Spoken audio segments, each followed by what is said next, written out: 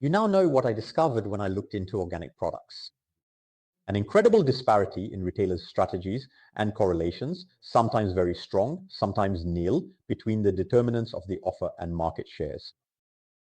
And some fairly simple ways to develop organic volumes on the one hand and the retailer's profit margins on the other.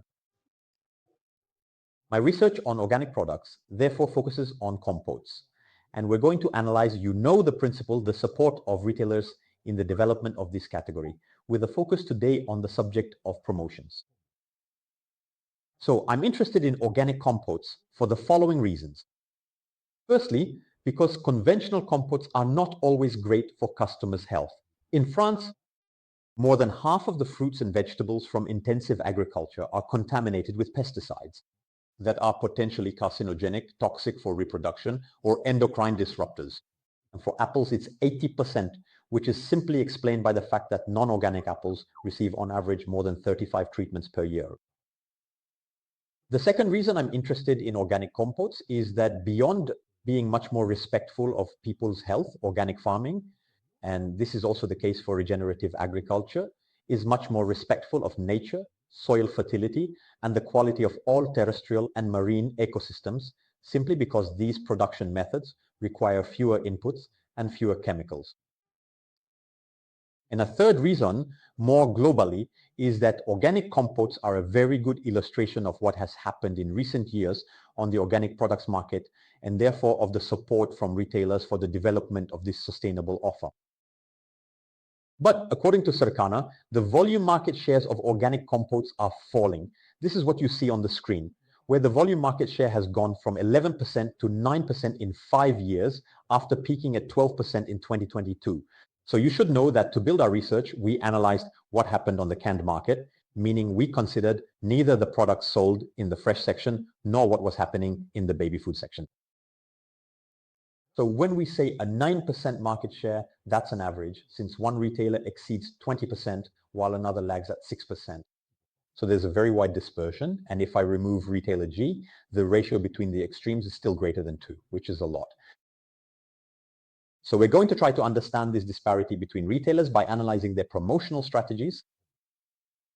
And to conduct our research, we worked with Circana to create a promotional exposure index. For each retailer, it's the ratio between its share of offers in promotional flyers and its overall share of the product offering.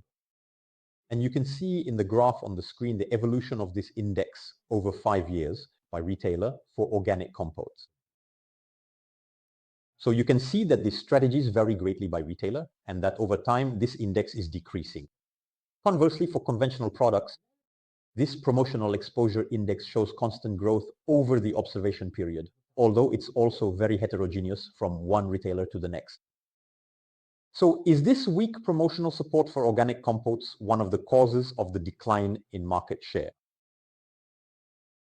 Well, no, and you can see here for 2025 the regression line between this index and the volume market share.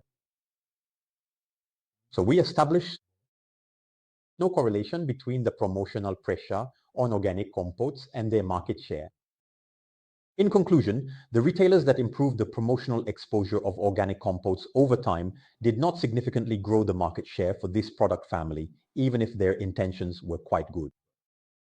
So perhaps there isn't too much energy and resources to be invested in this particular lever, and this seems to me to be a great opportunity for retailers who are looking to improve their customers' health, preserve nature and ecosystems, and grow their overall profit margin for the category. They can therefore advantageously revise their promotional mix for these products, but more importantly, they should consider significantly expanding the share of organic products in their offering, since we saw in our first episode that this was the primary driver for growing market share. So today, I also conclude that the power of retailers to create a more sustainable world lies in the size of the offering dedicated to organic products and less in promotional pressure. However, in the future, when this organic market becomes more significant, it will likely be necessary to play by the category's rules in terms of promotional support. In our next analysis in a few days, I'll be talking about in-store execution, because we visited quite a few stores from several retailers, and there will be some surprises.